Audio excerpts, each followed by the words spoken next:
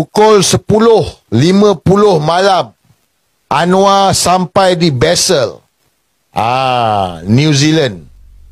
So Zurich, Switzerland pula, Switzerland. Anwar buat apa? Saya tanya ni, Anwar buat apa? Dia pergi buat apa? Kenapa media tak lapor? Ini pergi ke negara lain. Perdana Menteri Malaysia pergi negara lain, pergi negara Switzerland. Okey? So pergi buat apa? Kenapa media tak lapor? Okey, pejabat Perdana Menteri. Mana kenyataan? Perdana Menteri menggunakan pesawat kerajaan, aset kerajaan, duit rakyat, pergi keluar negara. Dia buat apa? Dia pergi Switzerland buat apa? Yelah, sebelah tu Jerman lah. Sebelah tu Jerman. Tapi, tengok daripada data ni, Basel, nampak? Itu pesawat kerajaan. Semalam.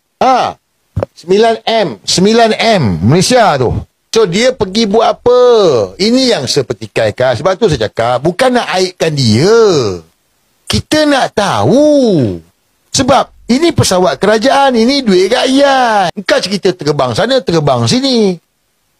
2023 18 juta, 2024 44 juta. Engkau terbang sana, terbang sini. So sekarang ini berapa puluh juta lagi nak bazir untuk engkau, Anwar, yang mana kita tak tahu. Kita ada hak sebagai rakyat, kita nak tahu. Engkau pergi buat apa? Kalau engkau pergi ambil ubat, kau bagi tahulah engkau ambil ubat. Kalau engkau pergi menoron, kau bagi tahulah engkau pergi menoron. Tak boleh bagi tahu kau menoron kan? Tapi bagi tahulah. Ini engkau pergi senyap-senyap, sembunyi-sembunyi. Mana statement daripada pejabat Perdana Menteri? Nak agakkan media pun, media tak boleh agak dah media. Sebab dah dibayar. Ya. Majoriti media dibayar. Kau tak boleh tanya dengan Anwar Ibrahim. Datuk Seri, semalam Datuk Seri pergi mana? Keluar negara senyap-senyap. Keluar pergi ke negara asing senyap-senyap. Tak risiko kepada negara ni. Ini mengabai keselamatan Perdana Menteri PMX kau ni. Keluar negara senyap-senyap. Kalau orang colik ke apa ke, kan payah tu. Dah satu kerja pula, Prime Minister Malaysia Anwar Ibrahim telah dicolik ke. Payahlah. Pergi cek tengok. Tak percaya. Petang tadi baru sampai Sabah.